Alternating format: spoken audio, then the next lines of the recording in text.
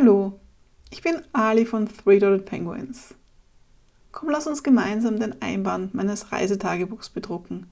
Das geht ganz schnell und einfach und ist auch eine tolle Möglichkeit, das Buch zu personalisieren. Die Methode, die ich dir zeige, funktioniert auch für Notizbücher oder Tagebücher, solange der Einband zum Bedrucken geeignet ist. Alles, was du brauchst, ist ein Tagebuch oder Notizbuch, ein Stempelkissen und einen Stempel. Ich habe 3 Reisetagebücher von unserer Japan-Reise heimgebracht, die alle mit Erinnerungsstücken gefüllt sind. Während die Innenseiten noch etwas Feinschliff benötigen, habe ich beschlossen, dass der Einband eine optische Aufwertung gebrauchen könnte. Normalerweise sehen die Einbände meiner Reisetagebücher alle unterschiedlich aus. Ein einzelner Aufkleber pro Buch war mir da doch irgendwie zu langweilig. Und ich habe auch eine Vision für die Einbände dieser 3 eigentlich zusammengehörenden Reisetagebücher. Für den Einband möchte ich nur einen einzigen Stempel verwenden, den ich nach Skizzen von meiner Japan-Reise geschnitzt habe. Außerdem soll der Stempel eine Verbindung zum Inhalt des jeweiligen Reisetagebuchs haben. Das bedeutet, dass ich letztendlich für jedes der 3 Reisetagebücher einen anderen Stempel verwenden möchte. So kann ich sie auch gut auseinanderhalten. Ich beginne mit dem ersten Tagebuch der Reise, jenem mit dem Daruma-Aufkleber auf der Vorderseite. Und das Wichtigste zuerst. Ich muss das richtige Motiv auswählen, das direkt mit dem Inhalt dieses Tagebuchs verknüpft ist, mit den Dingen, die wir im ersten Teil unserer Reise erlebt haben. Wir hatten das Glück, während der Zeit der Kirschblüte in Osaka anzukommen. Es war ein toller Anblick und ein schönes Erlebnis. Am meisten hat mich die Vielfalt überrascht, von fast weißen Blüten mit 5 Blütenblättern bis hin zu kräftigen rosa Blüten mit unzähligen Blütenblättern. Wir haben sogar einige Blütenblätter gepresst, die wir vom Boden aufgehoben haben. Die Kirschblüten sind mir so aus dem ersten Teil unserer Reise noch so lebendig in Erinnerung, dass ich mich für den Kirschblütenstempel entschieden habe, den ich noch in Japan geschnitzt habe. Als nächstes muss ich die richtige Farbe auswählen. Ich dachte, dass hellrosa funktionieren könnte, aber nach einem kurzen Testdruck habe ich gesehen, dass ich mehr Kontrast brauche, sowohl zwischen den Blütenblättern als auch zwischen den Blüten und dem Einband des Tagebuchs. Also wird es die kräftigere Farbe, das dunklere Rosa, das Pink hier. Jetzt ist es Zeit, mit dem Drucken zu beginnen. Ich beginne mit der Rückseite und fülle sie mit Stempelabdrücken von Kirschblüten. Ich fülle den gesamten Einband, wobei ich zwischen den Blüten etwas Weißraum, quasi eine kleine Lücke immer lasse.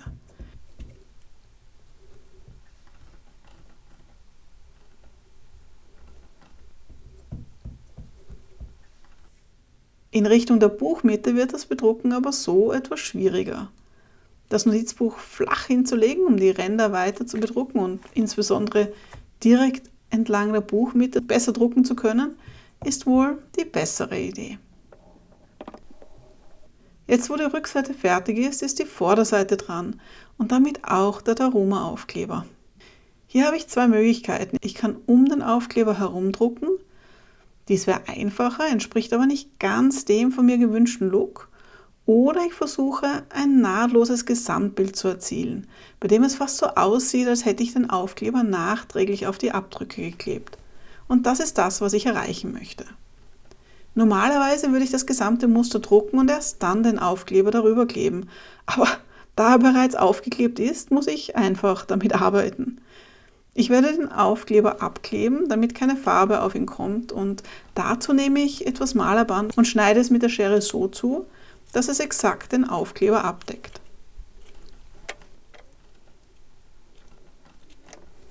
Jetzt kann ich direkt darüber drucken und das Stempelmotiv nahtlos integrieren, ohne dass Farbe auf den Aufkleber gelangt.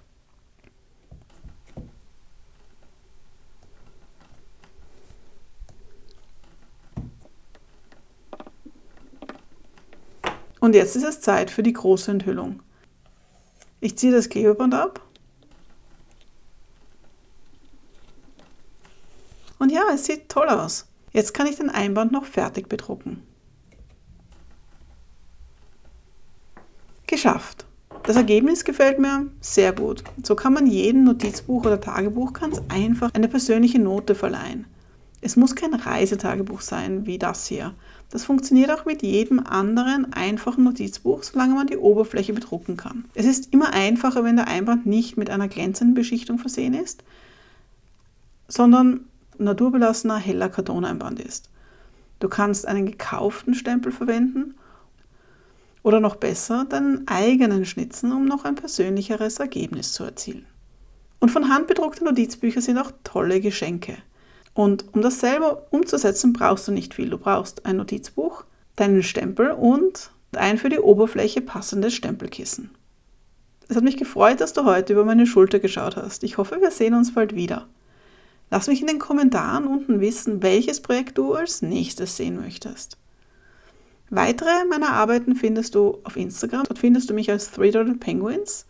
Und wenn du deine eigenen Stempel schnitzen möchtest, habe ich auch unter 3dottedpenguins.com/classes alle nötigen Informationen. Bis bald!